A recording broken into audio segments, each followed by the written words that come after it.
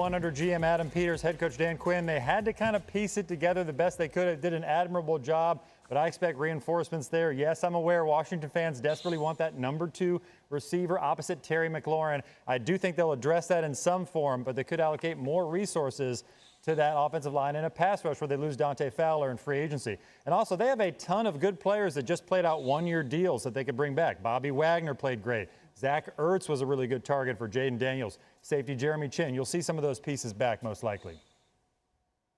And I think more than some of the external factors, I think some of the intrinsic and internal factors need to improve, specifically meaning Jayden Daniels. What do I mean by that? Jayden Daniels, rookie of the year, what do you mean improve? Well, there's oftentimes this jump from year 1 to year 2 that oftentimes isn't a jump as high as you'd like to see. The reason why is that defenses have an entire year of film on what Jayden Daniels does well and what he doesn't do well. And so they can spend an entire offseason, coordinators will, to try and make him do the things he doesn't like to do. And so what needs to happen for this team to improve is that Jayden Daniels needs to find those areas of weakness and that he might think no one else knows, but Cliff Kingsbury knows, his coaching staff knows, and just work on those. That way you can have that sophomore year jump rather than a sophomore year slump. Yeah, Sam's absolutely correct. You look at some of the things that happened for them last year, it might not happen again this season. They were the best fourth down offense maybe in the modern history of football. As good as you are, you can't count on that happening time after time again in 2025. They were 8-2 in one-score games. Again, that's impressive. Jayden Daniels did a big part in making that happen, but history tells us that is tough to keep up. And by the way, Jeremy mentioned a lot of players. A lot of those guys were on the older side. This was the 7th oldest team in football by snap-weighted age, so it's not necessarily as young of a team. Obviously, the core, Jayden Daniels is young, but not a lot of young guys around Jayden Daniels necessarily. So they have to do some work to get this roster better if they want to get the same results. The offensive and defensive line, as Jeremy mentioned, and I think a second key playmaker behind Terry McLaurin in that receiving core, whether that be a wide receiver or a tight end. A little too dependent on the Olamides, Akiases, and Zach Ertz's of the world at this point of their careers. You want to see some young speed downfield. Maybe that can be a thing that helps the offense improve in 2025. Yeah, especially when you consider that they are battling the Eagles, who are a very young team. And when you were talking about the sophomore slump, Sam, I just want to go back to this because, of course, the name that comes to mind is C.J. Stroud, right? So what can the Washington Commanders take from what we saw in Houston to help ensure that that doesn't happen?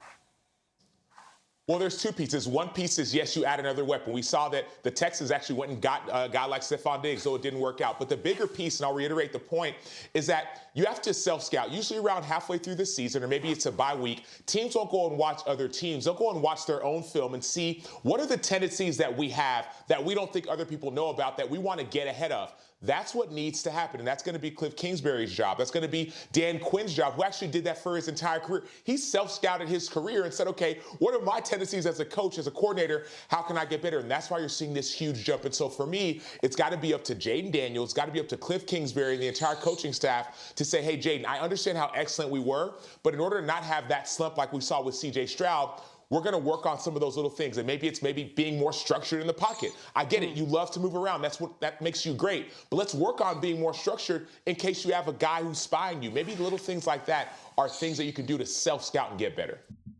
No. Okay.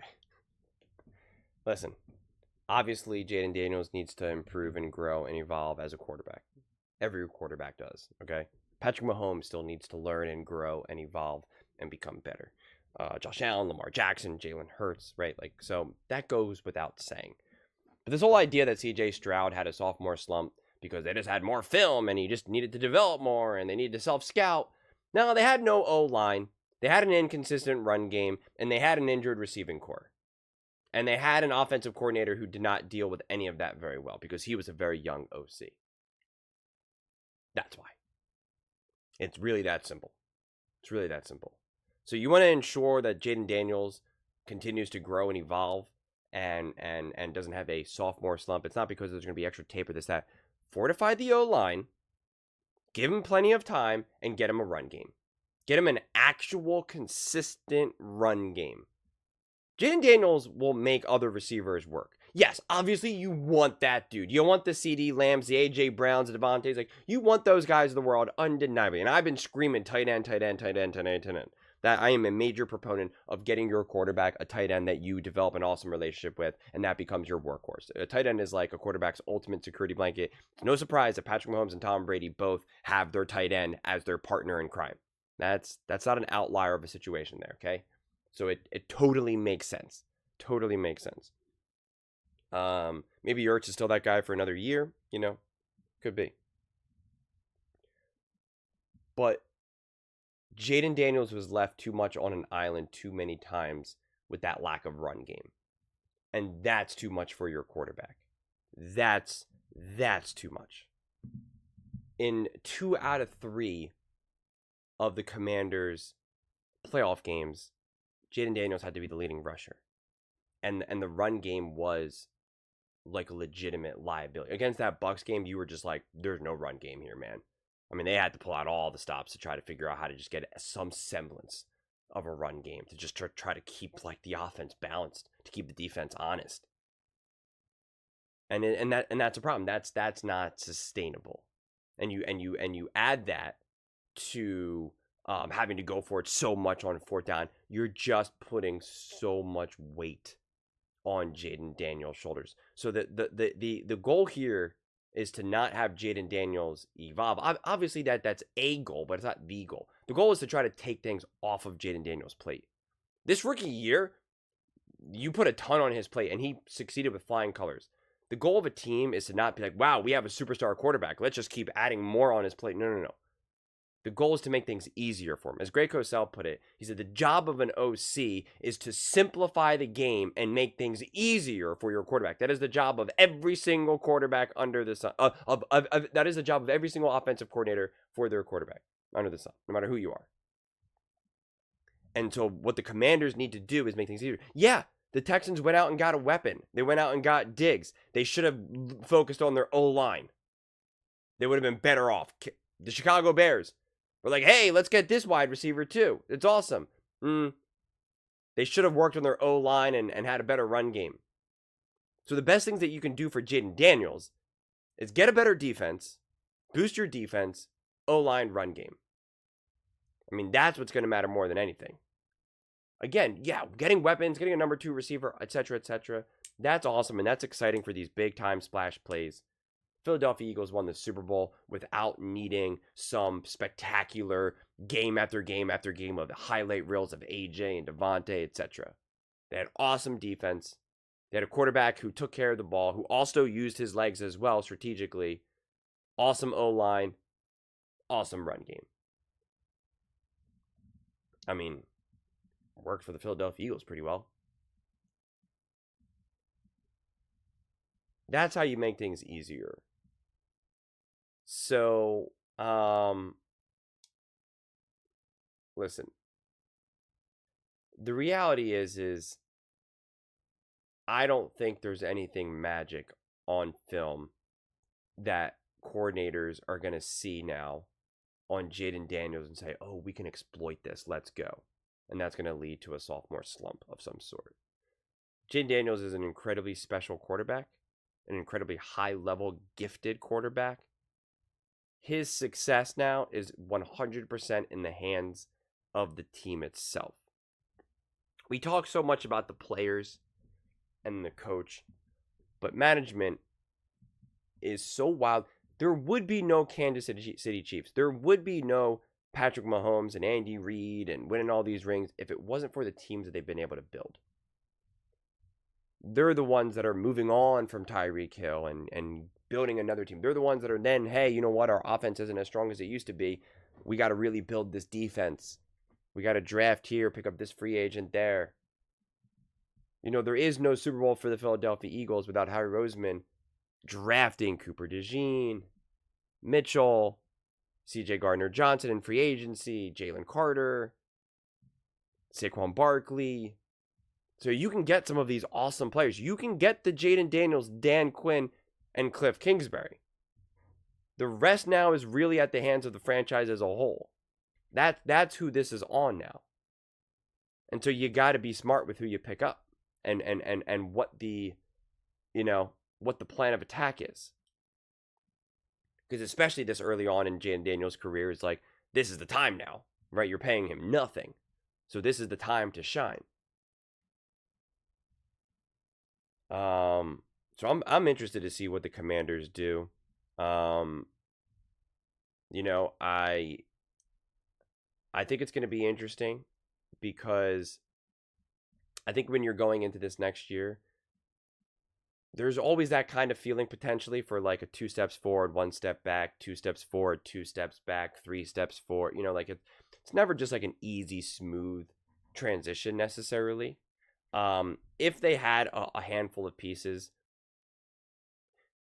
that they could really build off of, then I would feel stronger about that. Like, you know, in Patrick Mahomes' first year with the Kansas City Chiefs, his first starting year, like you could really see that foundation, what they were able to build off of Travis Kelce, Tyreek Hill, you know, et cetera, et cetera.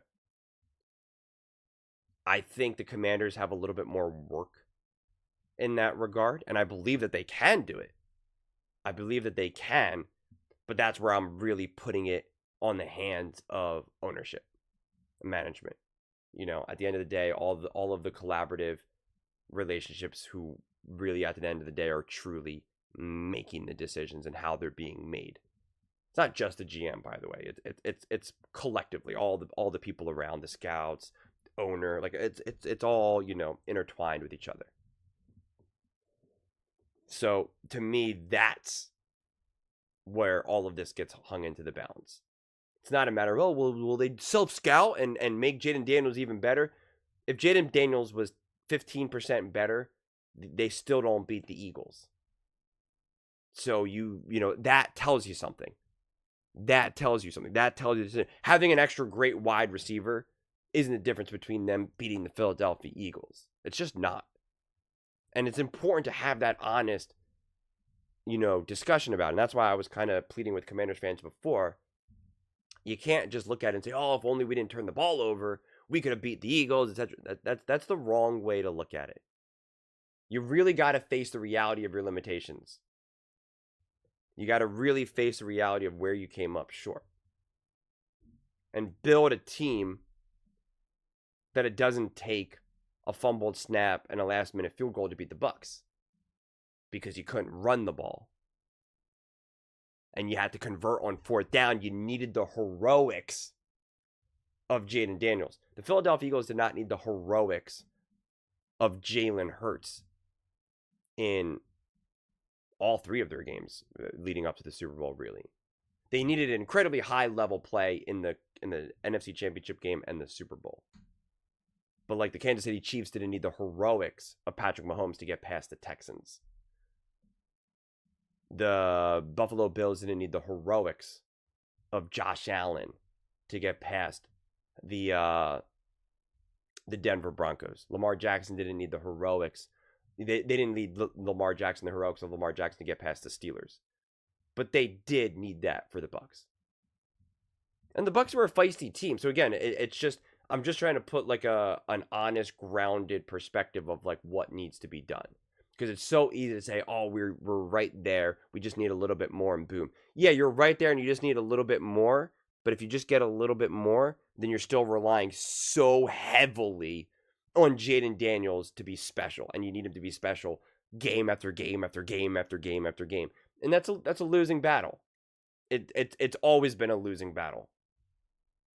The name of the game is to make things easier for Jayden Daniels. So that's what they need to figure out. How do we say, wow, that was an amazing year. Jayden Daniels is special. I already know Cliff Kingsbury is going to help him improve and grow and evolve. We already know that. We don't got to worry about that. How do we make his life easier? What do we need to do? We hired Dan Quinn as his head coach. He's a defensive head coach. We know this dude can build special defenses. We've seen him do it for multiple teams.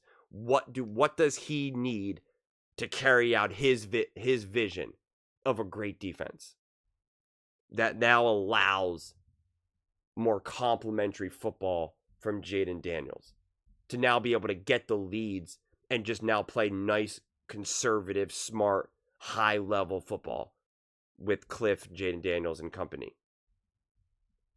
How can we minimize Jayden Daniels needing to be our leading rusher in huge games?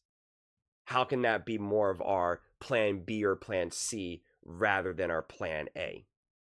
Like, those are the things that they need to do. What other weapon can we get Jayden Daniels to have where he can really now, because he's young in his career, that he can really now start to develop this relationship where they, like, you know, they just finish each other's sentences. They just know each other. How do we find that Gronk? How do we find that Kelsey? Those are all the things that I feel as though that the Washington Commanders need to do.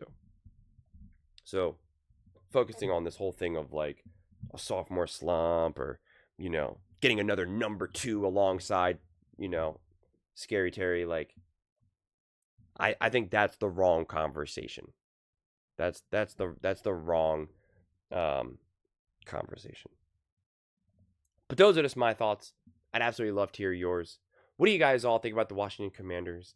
What do you think they need to do to be able to continue to take steps forward and get to the next level, and avoid kind of the risk of going backwards at all? Let me know in the comments below. I read every single comment, so whether you agree with me or disagree with me, either way, let's get in some discussions. Let's get in some fights. But ultimately, let's just have some fun. And please do consider subscribing. We are building an amazing community here, and I absolutely love to see you part of it. I want to build something that we all genuinely feel connected to, something that we're really excited to be part of. I think we're well on our way to doing it. And please don't forget to give this video a thumbs up, as it really does help the visibility and the algorithm. Thank you so much. See you next time.